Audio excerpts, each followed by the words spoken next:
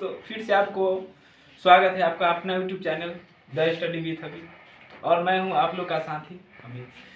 Sir, आज बात करने वाले हैं आप लोग का जो लगातार बिहार बोर्ड में पूछा जाता है और VVI एकदम मानिए तो बिहार बोर्ड की नज़र से मानिए तो VVI न्यूमेरिकल यानी फिजिक्स का, जो कि कोई ना कोई शिफ्ट में पूछ ही दिया जाता है। तो चलिए आज डायरेक्ट हम उसी मुद्दा पे बात करते हैं। और अगर उस न्यूमेरिकल अगर आ जाता है आप लोग का क्वेश्चन पेपर में, तो क्वेश्चन पेपर में हम उस न्यूमेरिकल को कैसे अच्छी तरह से बनाएंगे। तो चलिए सीधे हम बात करते हैं वो क्या होता है। सबसे पहले बात करेंगे क्वेश्चन की। अगर आप लोग का क्वेश्चन दे दिया जाता है कि सिद्ध करें, क्या कहता है, सिद्ध करें अवतल दर्पण में दर्पण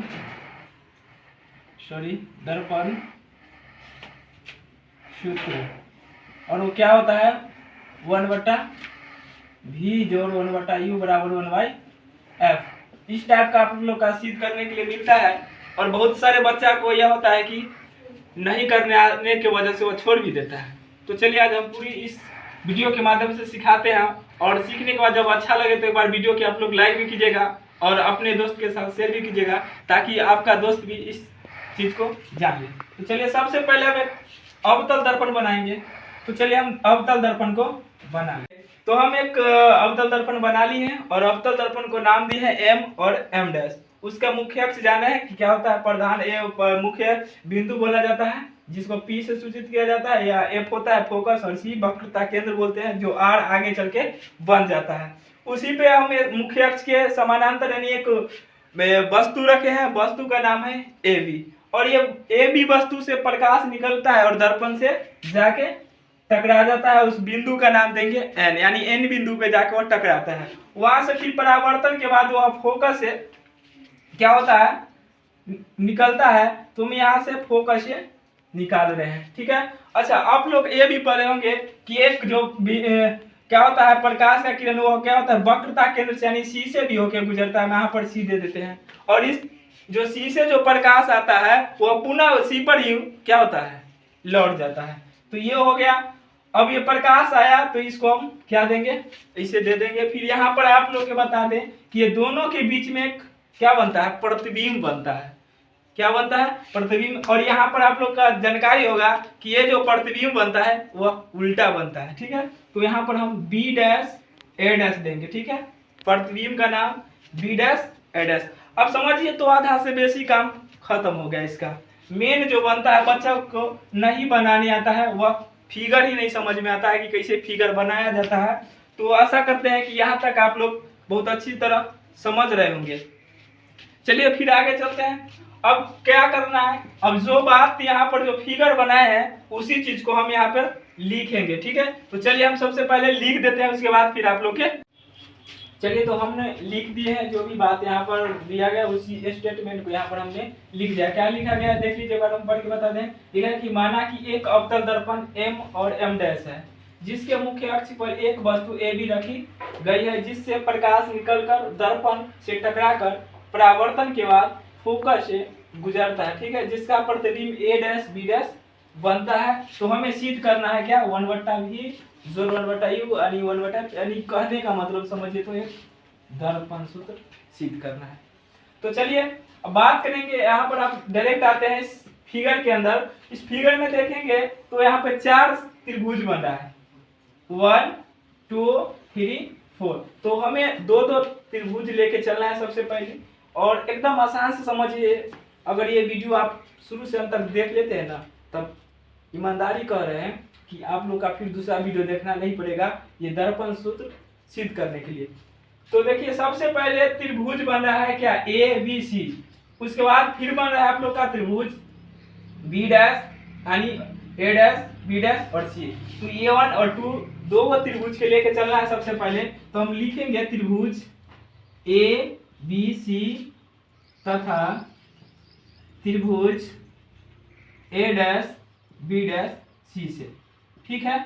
तो देखिए आप लोग के बता देना चाह रहे हैं कि ये जो त्रिभुज है ये दोनों एक तरह का त्रिभुज यानी जिसको बोलते हैं समरूप त्रिभुज।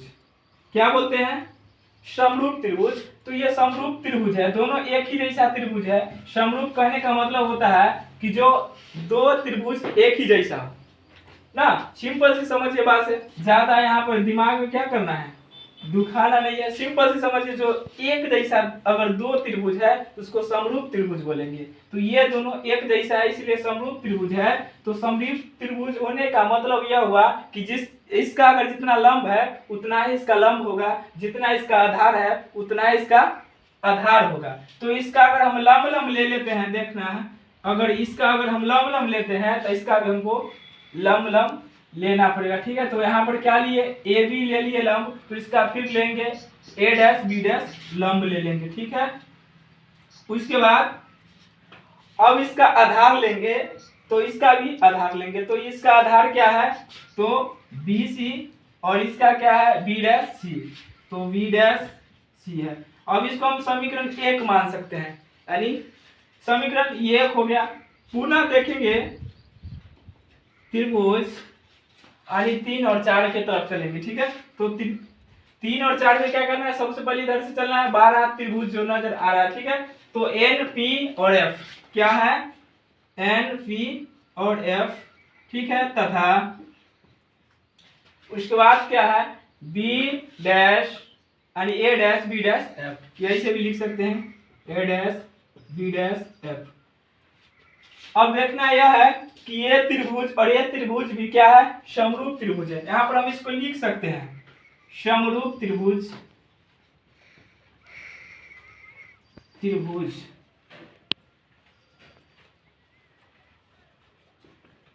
इसको हम इस ब्रैकेट में लिख सकते हैं। क्यों इतना हुआ, तो समरूप त्रिभुज था। अब यहाँ पर लिखेंगे ये, तो इसका भी हम क्या लेंगे, लंब लंब, तो लंब लंब ले लेते हैं, क्या है, एन पी, और इसका क्या है लंब, तो ए डैश बी डैश। ठीक है, बराबर।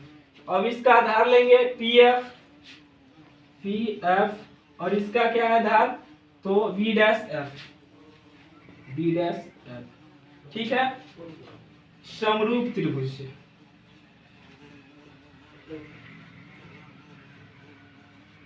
समरूप त्रिभुज से। ठीक है, अच्छा अब लोग का समझाना चाह रहे हैं कि देखिए ये जितना लंबा है उतना ही ये भी लंबा है। तो अगर ए भी इसके बराबर हो जाता है, ठीक है, तो ये क्या है, ए भी है, तो इसका जगह पर भी हम क्या कर सकते हैं, ए भी लिख सकते हैं। तो ये इस चेंज कर लेते हैं इसको। ठीक है, थोड़ा सा ए डैश बी डैश, फिर ये पी एफ और बी डैश एफ। ठीक है, अब इसको थोड़ा सा अच्छी से सुधार लेते हैं। समीकरण 2 अब इसको मानेंगे। अब समीकरण 1 और समीकरण 2 से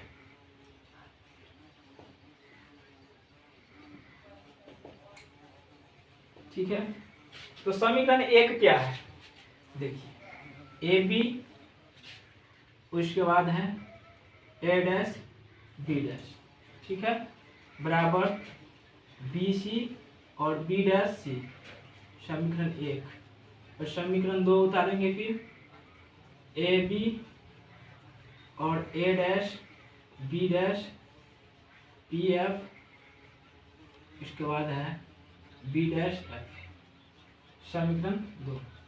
समीकरण 1 और समीकरण 2 में आप देख रहे हैं कि जो लेफ्ट साइड का दोनों है वो क्या है, सेम सेम है। तो हम ये दोनों लेफ्ट से लेफ्ट जब काटेंगे यानी इसको दोनों के हल करेंगे, समीकरण 1 और समीकरण 2 को, तो एक तरफ का पूरे कट जाता है, बच जाता है सिर्फ राइट साइड का। तो हम राइट साइड वाले को सिर्फ लेंगे। ठीक है, इधर देखिए आप, तो इधर हमको बच गया क्या, राइट साइड को, तो ये इसको लिखेंगे बी सी और बी डैश सी बराबर पी एफ, उसके बाद है बी डैश एफ। ठीक है, अब समझिए, तो हमको आधा से बेसी पूरे यानी 95% क्या होगा, समाप्त हो गया। अब 5% बचा है, सिर्फ मान बैठाना है। ठीक है, अब देखेंगे कि बी सी क्या है। तो अगर बी सी आपसे पूछा जाएगा तो नहीं बता पाइएगा, क्योंकि बी और सी कुछ अभी पता नहीं, क्योंकि यहाँ पी से किसी भी चीज को हम नापते हैं तो ध्रुव से नापते हैं, यानी पी से। तो पी से सी क्या है ये जान रहे हैं कि वक्रता केंद्र है, पी से बी क्या है ये भी जान रहे हैं कि वस्तु की दूरी है, लेकिन बी सी क्या है ये अभी तक पता नहीं चला है। इसलिए हमको पहले बी सी अगर निकालना है तो पहले पी से बी तक आना होगा। तो पी से बी आएंगे, उसके बाद घटाएंगे पी सी, क्या घटा देंगे पी सी। उसके बाद अगर फिर हमें बी डैश सी लेना है तो सबसे पहले हमको आना पड़ेगा पी से सी तक, पी से सी तक, उसमें से घटाएंगे पी और बी डैश। तो पी और बी डैश घटा दिए, फिर बराबर का चिन्ह है तो बराबर। अच्छा पी से एफ क्या है ये पता चल रहा है, तो ये फोकस दूरी यानी एफ है, तो ये यहाँ पर लिख सकते हैं, ठीक है। उसके बाद है बी डैश एफ। अच्छा बी डैश एफ क्या है ये भी अभी तक पता नहीं चला है, तो हम सबसे पहले P से B डैश तक आएंगे। तो P से B डैश माइनस, उसके बाद क्या घटाना है PF घटाना है, तो PF हम घटा लेंगे, ठीक है। यहाँ तक समझ रहे हैं, आशा करें कि आप लोग बहुत अच्छी से समझ रहे होंगे ना। तो चलिए फिर आप देखते हैं क्या करना है। अच्छा P से B क्या है, P से B क्या है तो वस्तु दूरी। अच्छा एक और बात बता देना चाह रहे हैं कि दर्पण से यानी अवतल दर्पण जो होता है, अब उसका लेफ्ट साइड अगर कोई भी मान हो तो माइनस में होता है यानी ऋणात्मक होता है। तो यहाँ पर हम वस्तु दूरी या प्रतिबिंब की दूरी हो या फोकस दूरी सब क्या लेंगे माइनस में लेंगे, ठीक है। तो P से B क्या है वस्तु दूरी है, तो यहाँ पर माइनस में U होगा, फिर ये माइनस, उसके बाद P से C, तो P से C क्या है तो वक्रता केंद्र है ना। तो वक्रता केंद्र को हम क्या लिखते हैं, हम बता चुके हैं कि सबसे पहले कि वक्रता केंद्र को R से लिखा जाता है, तो यहाँ पर हम R भी लिख सकते हैं माइनस में R, ठीक है। उसके बाद है फिर P से C, तो P से C अभी बताया क्या है वक्रता केंद्र, तो वक्रता केंद्र को R से लिखा जाता है, फिर माइनस, उसके बाद P और B डैश क्या है तो B डैश क्या है प्रतिबिंब की दूरी, और प्रतिबिंब की दूरी को V से लिखा जाता है, ठीक है। तो माइनस में भी लिखेंगे, फिर बराबर F जान रहे हैं, जो F है वही सही रहेगा। अच्छा P और B डैश, फिर वही बात हो गया प्रतिबिंब की दूरी, तो माइनस भी, फिर ये माइनस, और PF क्या है तो फोकस दूरी, PF क्या है तो फोकस दूरी यानी F, समझ रहे हैं। अब इसको हल कर लेंगे।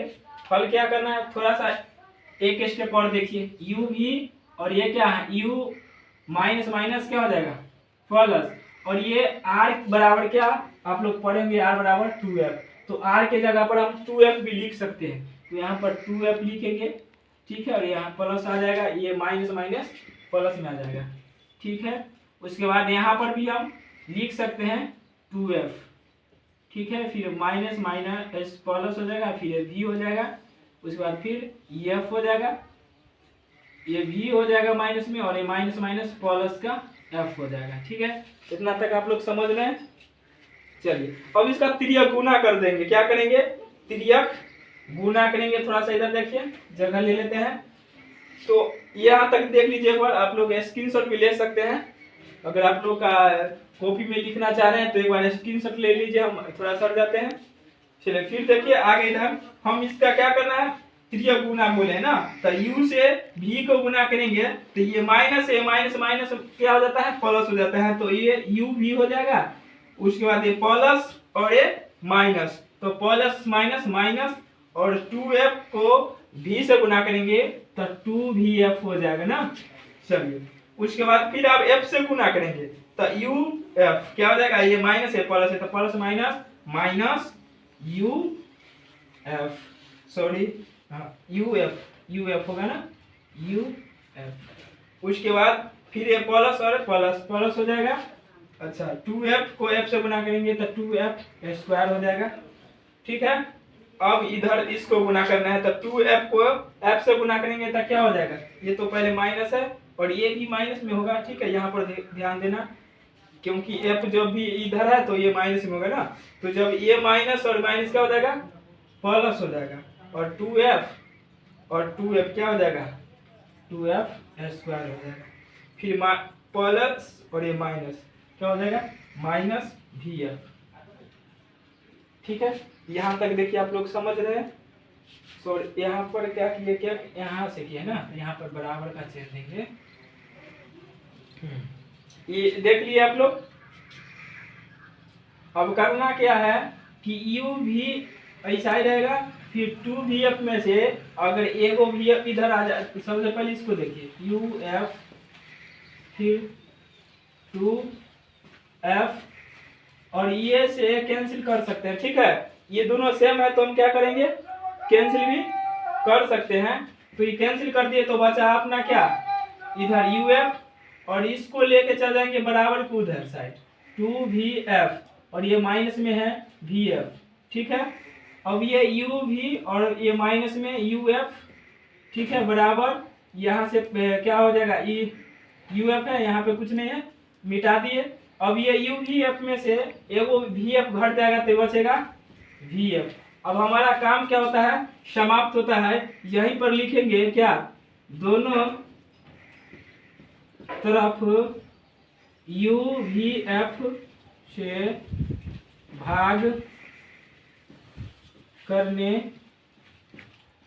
पर, ठीक है। तो लिख देते हैं uv माइनस uf बराबर vf। अभी क्या करना है, uvf से भाग कर देना है, uvf देखिए vf और vf कट जाएगा, यहाँ पे uf और uf कट जाएगा, यहाँ पे u भी कट जाएगा, तो क्या बचा, ऊपर में 1 नीचे में f, ये माइनस है, ठीक है, ऊपर कुछ नहीं बचा 1, नीचे में क्या है v है, ठीक है, इधर बराबर है, कुछ नहीं बचा 1, नीचे में क्या है u, ठीक है। अच्छा, अगर इसको हम 1/f करके इधर लेके इसको उधर जाते हैं तो ये ऐसे आ जाएगा, फिर क्या आ जाएगा, ये प्लस में 1/b, क्या यही होता है दर्पण सूत्र। ये हमारा क्या हो गया, प्रूव्ड हो गया। क्या आप लोग का अच्छा वीडियो लगा? अगर वीडियो अच्छा लगा तो प्लीज एक लाइक कीजिए, ताकि हम मोटिवेट होते हैं। आप अगर एक लाइक करते हैं तो हम मोटिवेट होते हैं इस तरह के वीडियो बनाने के लिए। वीडियो अच्छा लगा है तो अपने दोस्त के पास भी शेयर कीजिए, ताकि आपका दोस्त भी देख के तंदुरुस्त हो रहा है। और चैनल पर पहली बार है तो चैनल को सब्सक्राइब कर लीजिए। धन्यवाद।